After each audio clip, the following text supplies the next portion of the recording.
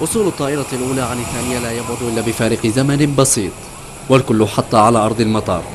إنه مطار الحديدة الدولي الذي شهد اليوم استقبال طائرتين في وقت واحد.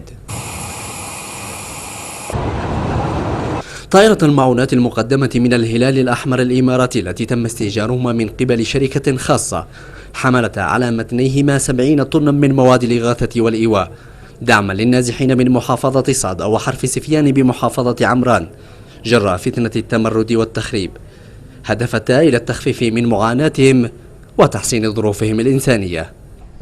هذا النهج خط من زمان، ونحن سارين على هذا النهج إن شاء الله في دعم أشقائنا وإخواننا في أي مكان. واليوم نحن هنا بداية تسيير جسر جوي.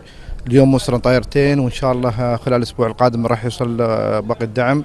مخيم متكامل إيواء 1000 عائلة وإسكانهم وإعاشتهم وكل ما يحتاجون، تقديم الدعم الصحي لهم وإنشاء مدارس، يعني مخيم متكامل من جميع نواحي.